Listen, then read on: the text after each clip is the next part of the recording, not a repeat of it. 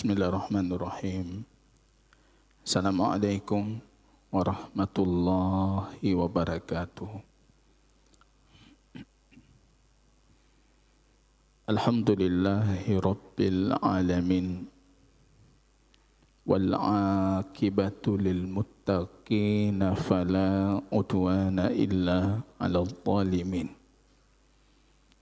Asyhadu an la ilaha illallah wahdahu rabbi la syarika lahu wa asyhadu anna Muhammadan abduhu wa rasuluhu safiyuhu min khalqihi wa khaliluhu Muhammadin sallallahu alaihi wasallam wa ala alihi wa ashabihi ajma'in, amma ba'du.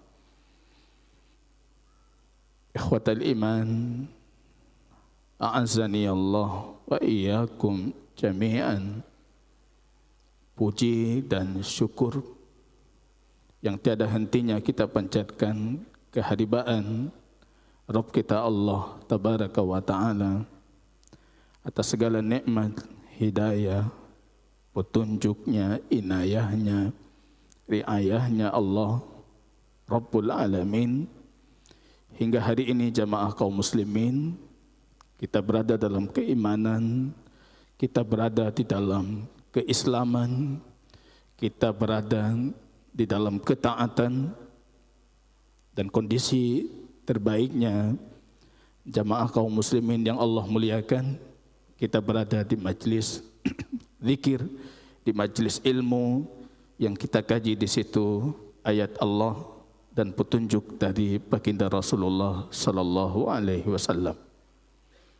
Salam dan salam jamaah kaum muslimin yang Allah muliakan, kita doakan kepada Allah Rabbul Alamin agar mencurahkannya ke Habib dan kekasih hati kita baginda Rasulullah sallallahu alaihi wasallam atas segala petunjuk hidayah irsyadnya baginda Rasul yang menjelaskan kepada kita bahwasanya umat ini tidak akan pernah tersesat selamanya, tidak akan pernah tergelincir dari jalan ketaatan dan hidayahnya Allah Rabbul Alamin selama mereka berpegang teguh dengan taraktu fikum syai'aini aw amraini ma in tamassaktum bihima lan tadhillu abada, yaitu kitab Allah dan sunnah Rasulullah sallallahu alaihi wasallam. Kaum muslimin dan muslimat, ikhwatal iman yang Allah muliakan, kita lanjutkan. Dan barangkali dengan taufik Allah Rabbul Alamin, tadi disampaikan kepada saya ini kajian pertama selepas dari Idul Fitri yang penuh dengan keberkahan, penuh dengan kemuliaan. Di situ saya juga merasa bangga, merasa senang. Ini sebagai man sanna sunnatan hasanatan, sebagai satu yang memulai satu perkara yang baik. Dan dengan izin Allah kita mulai malam ini dengan kajian tauhid dan akidah. Mudah-mudahan jamaah kaum muslimin, Allah Rabbul Alamin meninggikan derajat kita di sisinya. Allah Tabaraka wa Ta'ala menghapuskan dosa-dosa kita, melipat gandakan amalan ketaatan dan kebaikan yang sudah kita lakukan selama ini. Dan mudah-mudahan dengan kajian tauhid dan akidah ini nantinya kita dimasukkan oleh Allah Rabbul Alamin ke dalam golongan yang disebutkan oleh Rasul dalam sahih, awwalu zamratin tadkhulul jannah. Golongan pertama, kelompok pertama yang masuk syurganya Allah Tabaraka wa Ta'ala. Wahum sab'una alfin. Dan jumlah mereka itu baginda Rasul menyebutkan hanya 70.000 orang saja yang mentauhidkan Allah tanpa mencampur tauhid mereka itu dengan sedikit pun kezaliman. Wa ala rabbihim yatawakkalun. Tawakal, berserah diri mereka kepada Allah Rabbul Alamin yang murni tanpa terkotori dengan sedikit pun kesyirikan, kekufuran dan kezaliman. Amin ya rabbal alamin. Kaum muslimin dan muslimat yang Allah muliakan, kita lanjutkan dengan izin Allah Ta'ala kajian ini yang kita namakan dengan kajian Tauhid fi Dawi Aqidati Al-Imam Asy-Syafi'i rahimahullah. Kajian Tauhid dan Aqidah berlandaskan dari akidahnya Al-Imam Asy-Syafi'i rahimahullah. Karena semua nukilan pembahasan akidah yang kita bacakan dalam kitab ini bersumberkan dari karyanya Al-Imam Asy-Syafi'i rahimahullahu ta'ala. Sekaligus jamaah kaum muslimin ini membantah atau menjawab beberapa tudingan dari pihak di luar sana yang mengatakan Imam Asy-Syafi'i itu tidak bisa dijadikan sebagai referensi akidah. Atau dakwaan lainnya yang mengatakan Imam Asy-Syafi'i itu tidak cukup banyak berbicara tentang akidah. Justru kita dapati dari karya yang dikumpulkan ini hampir semua pembahasan akidah Imam Asy-Syafi'i di situ punya pendapat, punya petunjuk yang memang sesuai dengan petunjuk Allah dan Rasulnya. Kaum muslimin yang Allah muliakan, kita sudah beberapa kajian sebelumnya mengkaji satu pembahasan yang sama. Saya rasa malam ini coba kita selesaikan pembahasan tentang babu majaa fin niyahati 'alal mayyit. Itu hukum meratapi mayit. Tentunya jamaah yang baru atau para tamu yang baru pertama kali mendengarkan kajian ini luput materi sebelumnya sehingga tidak tersambung dengan materi yang akan kami sampaikan. Itu bisa kembali nanti melihat atau menonton, menelusuri kajian ini di channel Masjid Oman Al-Ma'mur. Ya, barangkali untuk supaya pembahasannya itu nyambung gitu. Sebelumnya jamaah kaum muslimin, pembahasan ini sejatinya bagian atau subtema dari kajian besar sebelumnya, yaitu hukum berkaitan tentang kuburan dan kematian. Ini pembahasannya panjang, sudah berbulan-bulan kita kaji. Dan kita masuk di penghujung atau di ujung pembahasan babu an-niyahah. Begitu besarnya ancaman Habib kita baginda Rasul untuk orang yang meratapi kematian. Sebelumnya izin saya mengingatkan kembali, baginda Rasul punya satu hadis yang sahih yang beliau menyebutkan di dalamnya ratapan itu selama dilakukan dengan lisan, beliau menunjuk lidahnya atau dengan anggota badan, itu meratapi. Selama yang bermain itu hati, sedih, atau mata, tangisan, itu tidak masuk ke dalam ratapan yang diharamkan. Yang masuk ke dalam ratapan, tangan, anggota badan, ataupun lisan. Amma hadza fala, kata Rasul. Kalau sebatas ini, kita menangis bercucuran air mata, tidak ada masalah. Kalau sebatas ini sedih atas kematian, juga tidak ada masalah. Tapi kalau sudah keluar sumpah serapah, sudah keluar kalimat-kalimat yang menunjukkan ketidakterimaan kita terhadap takdir Allah, kematian, atau merobek baju, memukul pipi atau menampar pipi, atau melempar barang dan lain sebagainya, itu sudah masuk ke dalam ratapan. Itu perilaku jahiliyah yang terhitung dosa besar di dalam Islam.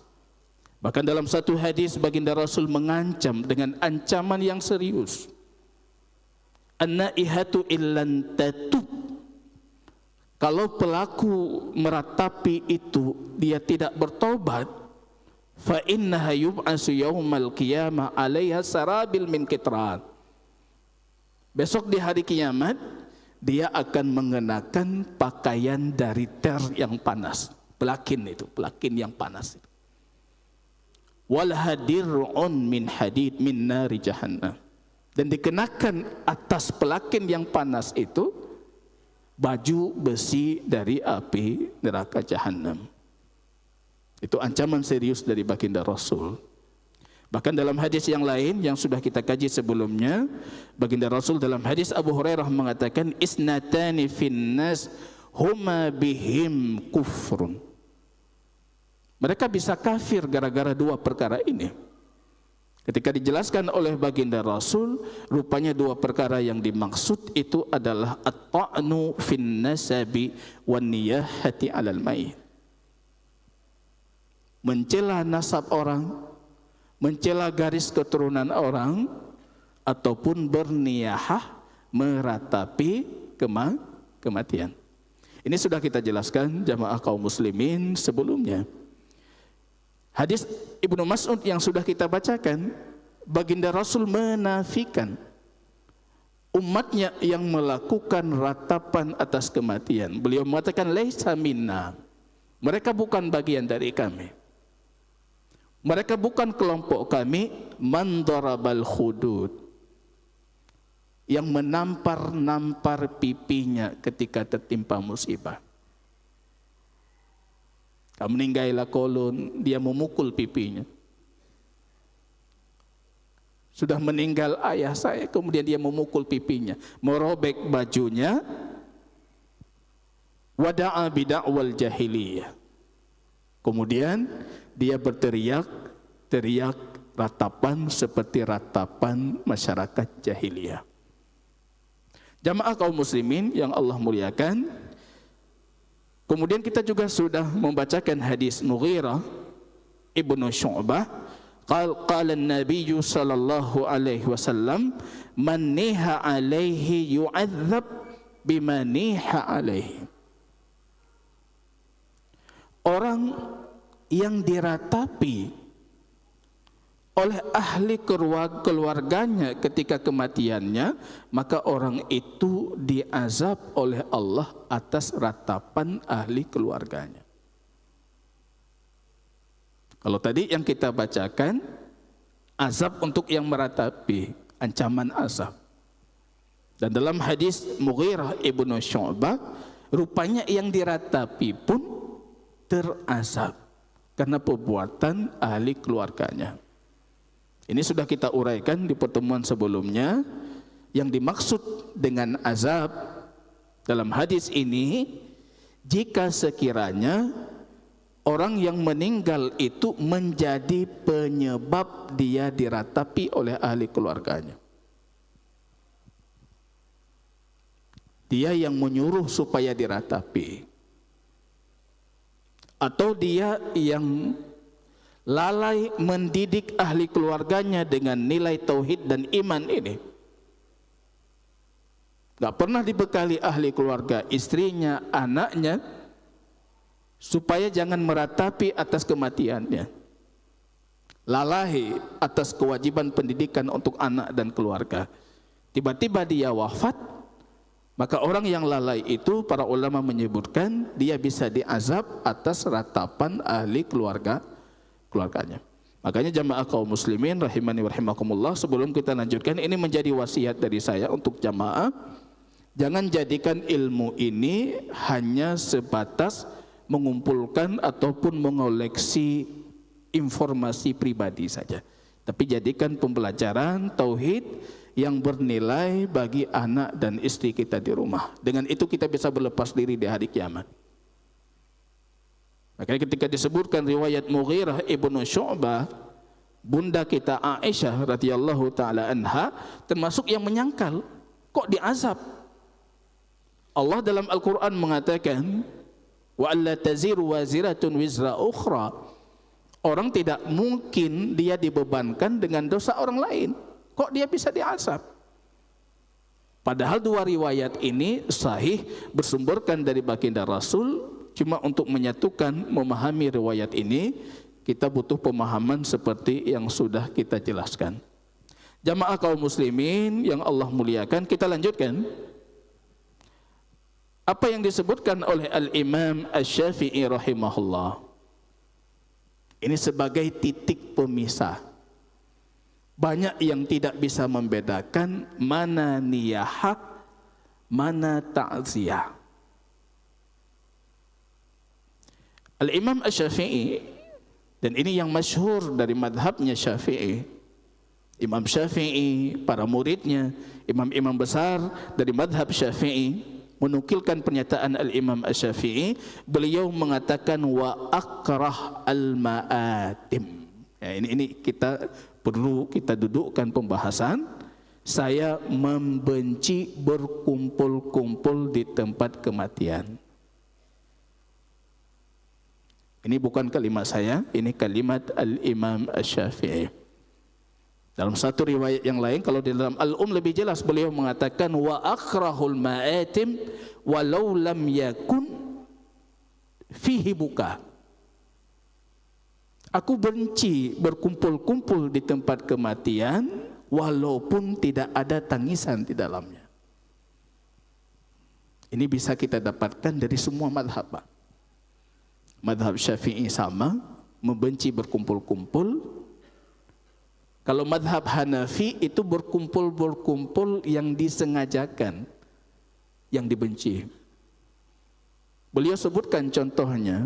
Apa contoh disengajakan? Seperti disiapkan kemah. Kalau bahasa kita tenda. Nah, tenda di rumah. Nah, tempat urung du. Au sina'atu ta'am, ataupun mempersiapkan makanan. Itu kalau dalam madhab Syafi'i. Madhab Hanafi itu levelnya bukan cuma dibenci. Kalau sudah didukung dengan tambahan-tambahan tadi, itu naik ke level haram. Ini yang coba kita diskusikan secara ilmiah, tentunya tetap dengan menjaga batasan yang disebutkan di dalam madhab Asy-Syafi'i rahimahullahu ta'ala. Ta'ziyah dengan niyahah. Ini dua hal yang banyak kita keliru memahami. Ta'ziyah, barusan diumumkan ta'ziyah itu. Apa itu ta'ziyah dalam fikih Islam? Masyarakat kita kalau mendengar kata ta'ziyah, yang terlintas di kepala mereka itu ziarah, taja'ur rumah.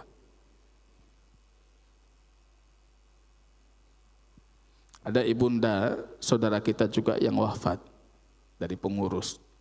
Ada jamaah bertanya, Ustadz, hana nijak takziah.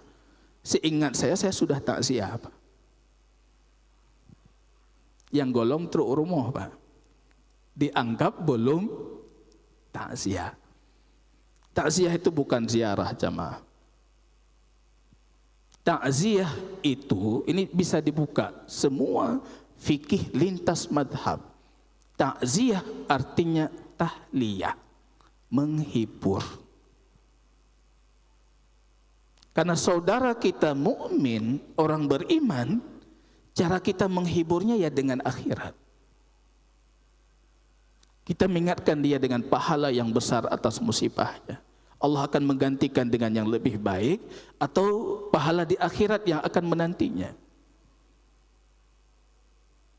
Itu takziah.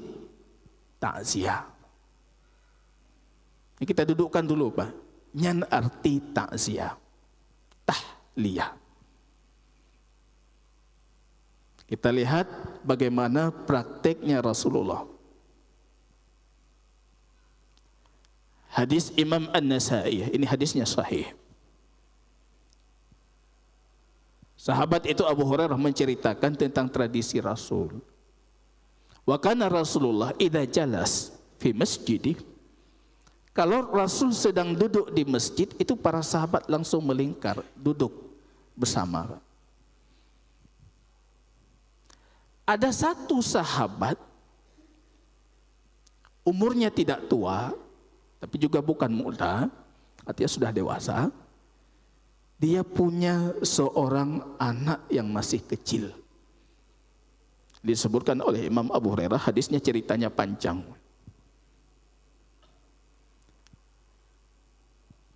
Dalam kondisi bermajlis dengan Nabi, si bapak ini mencium-cium kepala si anak. Anak duduk di pangkuan, Pak. Gupuduk anak lang lumung, gucium. Rasul menjelaskan pelajaran untuk sahabatnya. Bapak ini cium-cium, Pak. Dan itu menarik perhatian Rasul dan para sahabat. Cinta seorang ayah, Pak. Rasul bertanya, atuhibbu waladak? Kamu mencintai anakmu, Pak? Ya tentu jawabannya jawaban normal seorang bapak. Sangat mencintai ya Nabi Allah. Selesai ya. Rupanya beberapa hari berikutnya Rasulullah masih dalam kondisi seperti kondisi yang sama dalam majlis ilmunya. Beliau tidak mendapati lagi si bapak. Karena dihli, Pak. Antum dihli, Mus. Rasul mencari tahu kenapa dia tidak datang. Karena ketika datang bapak ini menarik perhatian jamaah. Ya, kondisi anaknya yang sangat melekat, dia cium-cium anaknya dalam kondisi dia mengikuti pelajaran Rasulullah. Rupanya dikabarkan kepada baginda Rasul, anaknya wafat. Meninggalnya sedih kan. Saking sedihnya beliau, bahkan untuk menghadiri majelis baginda Rasul, beliau tidak punya kesempatan untuk itu. Dan kita bertanya sekarang, bagaimana cara Rasul bertakziah? Nagepegat pengumuman ke Ja'urmo, nagepakat sahabat Ja'urmo. Kita ikuti hadis An-Nasa'i. Falaqiyahu Rasulullah. Abu Hurairah mengatakan baginda Rasul berjumpa dengannya di jalan, di salah satu jalan Madinah. Jadi hendak kusur-kusur, Pak, jumpa. Di situ menariknya lafaz hadis, fa'azzahu Rasulullah. Baginda Rasul mentakziahkannya. Ini dipahami betul-betul apa arti takziah. Takziah artinya tahliyah. Rasul menghibur. Datang kabar wafat. Hadis lain, hadis Zainab. Rasul cuma mengatakan, Inna lillahi ma akhada wa lahu ma ata. Allah berhak mengambil, mencabut nyawa siapapun yang Allah kehendaki. Berhak memberikan nikmat kepada siapapun yang Allah kehendaki. Wa kullu syai'in bi ajalin musamma. Semua sudah punya ajal masing-masing. Fal tasbir wa tahtasib. Itu takziah Rasul untuk putrinya Zainab. Wafat cucunya. Bahkan dalam satu riwayat Rasul tidak datang ke rumahnya sehingga Zainab menuntut Rasul, "Nejak rumah Rasulullah." Pun anak kejar. Kembali kita ke hadis Nasa'i dulu. Kita selesaikan dulu hadisnya. Disebutkan oleh Imam An-Nasa'i, falaqiyahu Rasulullah fa'azzahu. Rasul berjumpa dengannya, kemudian Rasul mentakziahkannya. Kita lihat sekarang bagaimana takziah Rasulullah untuk si bapak yang wafat putranya tadi. Apa kata Rasul? Atuhibbu antumatta bihi umrak au tasbikuka ila babin min abwabil jannah. Mana yang lebih kamu pilih? Ya, ini bisa kita gunakan sebagai lafaz takziah kalau ada sahabat kita yang anaknya wafat, Pak. Bukan khusus untuk si pemuda tadi. Rasul bertanya, ini kan anaknya wafat dalam kondisi belum balik. Kamu lebih suka Allah membahagiakanmu dengan umurnya yang panjang, yaitu umur anakmu,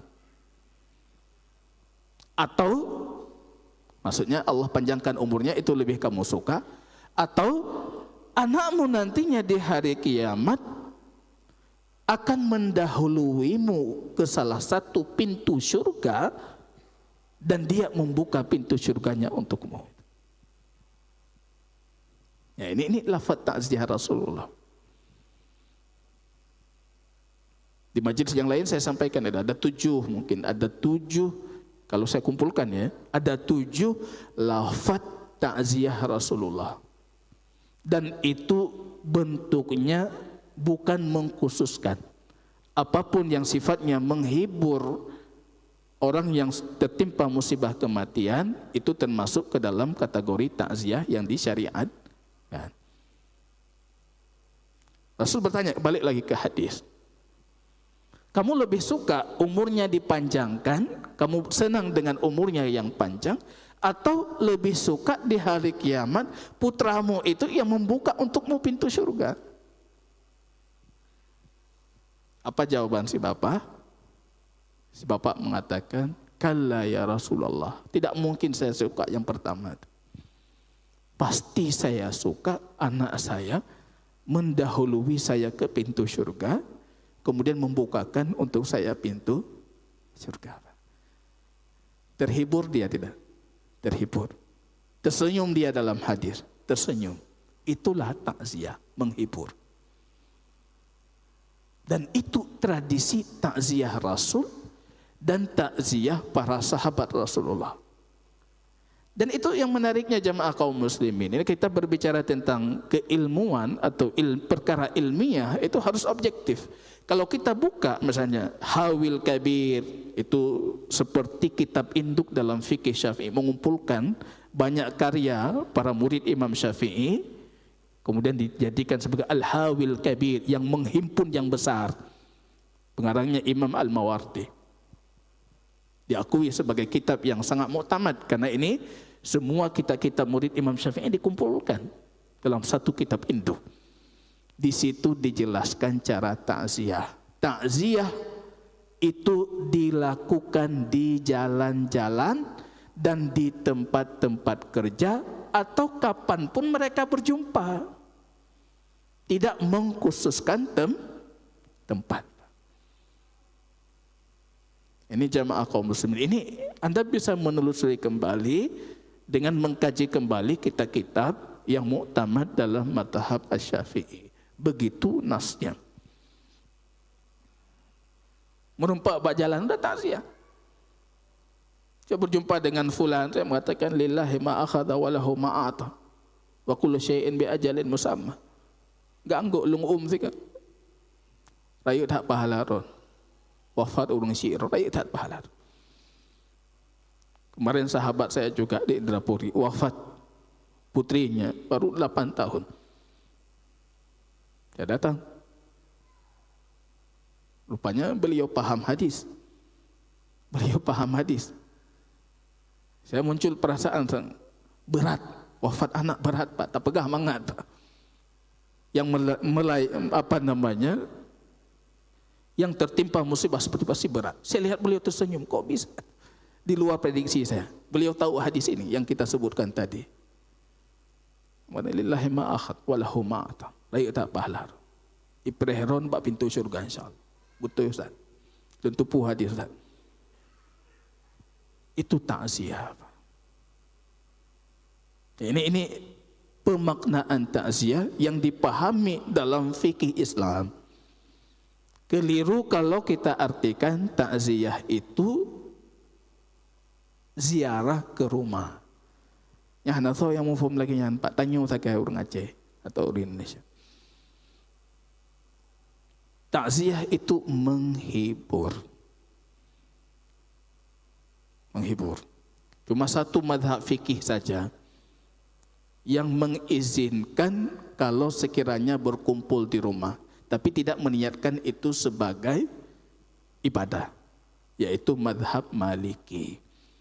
Hanafi hanjut, Syafi'i hanjut, Hambali berat lom hanjut.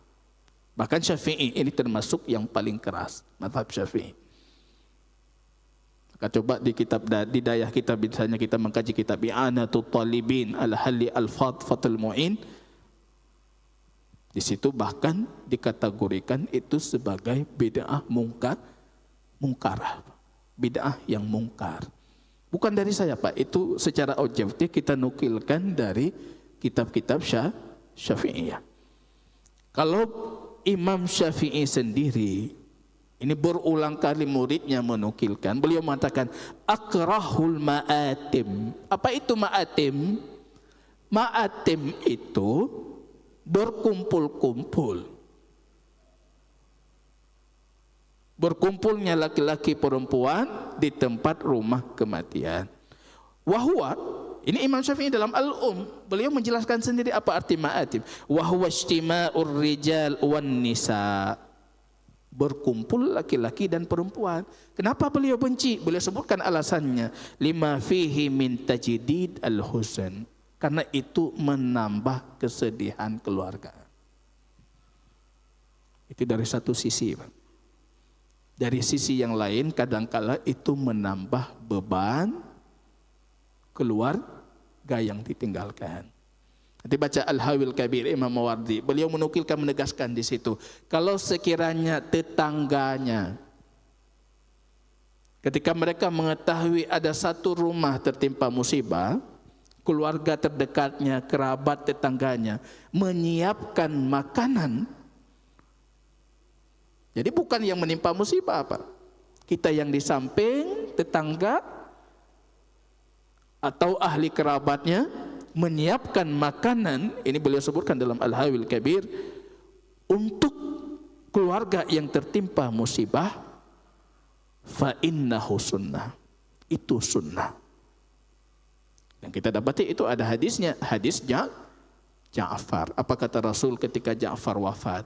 Buatlah makanan untuk keluarga Ja'far, karena hari ini mereka sudah disibukkan. Urung bang meninggai, Bang. Sibuk. Kadang penghana, susah. Jadi kita mengajak masyarakat kita. Saya tahu ada beberapa kampung di Banda Aceh yang melakukan seperti ini. Saya pergi ke Aceh Barat Daya, rupanya ada satu kampung. Memang tradisi mereka, kalau ada itu satu kampung langsung. Sampai 3 hari itu disiapkan makanan. Menggantau-gantau urungnya intat. Itu sunnah. Imam Mawardi melanjutkan mengatakan, wa fi'lu ahlil khair, dan itu adalah perbuatan ahlil khair, orang-orang baik, tradisi orang baik. Ini yang menarik apa? Ini menarik. Ini saya nukilkan persis seperti tertulis di kitab Hawil Kabir. Qala Mawardi. Itu yang kita sebutkan tadi sunnah, itu memang petunjuk Rasulullah. Kariha Sufyan As-Tsauri. Imam Sufyan As-Tsauri, ya ini imam besar. Sufyan As-Tsauri mengatakan menyiapkan makanan tetangga dan keluarga untuk keluarga yang baru wafat tadi itu makruh, karena itu perbuatan masyarakat jahiliyah. Coba bayangkan, ini yang tetangga buat saja bagi Imam Sufyan As-Tsauri itu makruh, Pak. Padahal kita tahu itu bukan makruh, itu sunnah.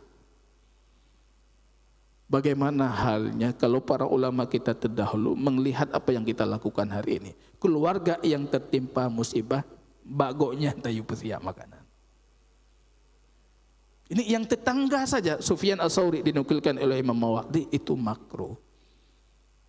Karena kenapa? Barangkali di pemikirannya Imam Sufyan As-Tsauri, dulu kan tradisi jahiliyah seperti itu. Kalau sudah meninggal, makan di sini, dumpu di sini. Maka beliau memakruhkan.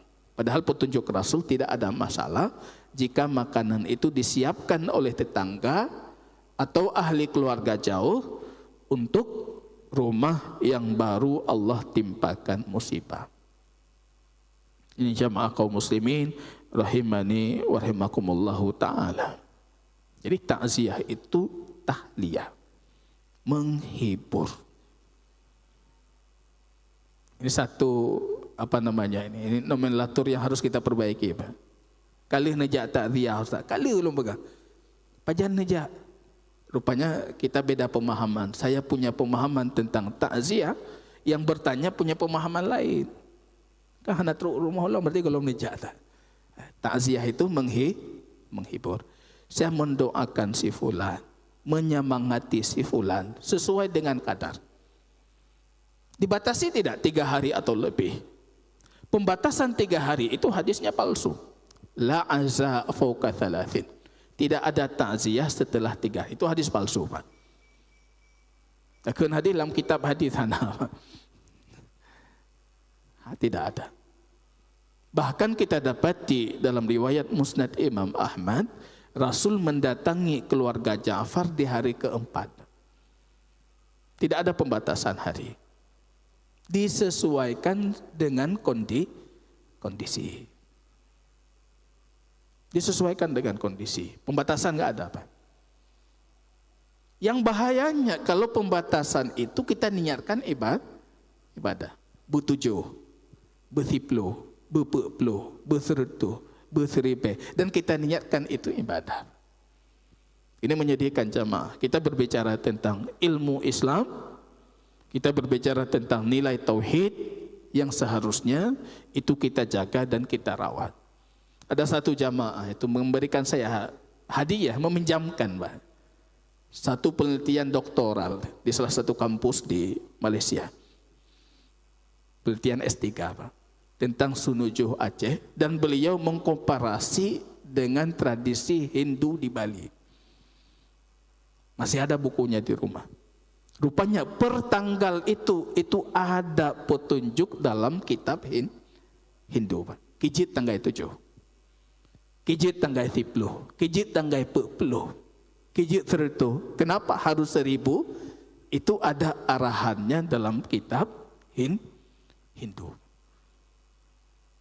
Kalau Anda bertanya tentang fikih Islam, maka yang kita sebutkan tadi, begitulah adanya madhab al-Imam Asy-Syafi'i rahimahullahu ta'ala. Mudah-mudahan kajian singkat ini jamaah kaum muslimin, Allah memberikan kita keberkahan dan memberikan kita kelapangan hati untuk menerima petunjuknya Allah Rabbul Alamin, dan mengikhlaskan tauhid dan ibadah kita hanya karena Allah Subhanahu wa ta'ala. Subhanakallahumma bihamdika asyhadu an la ilaha illa anta astaghfiruka wa atubu ilaik. Assalamualaikum warahmatullahi wabarakatuh.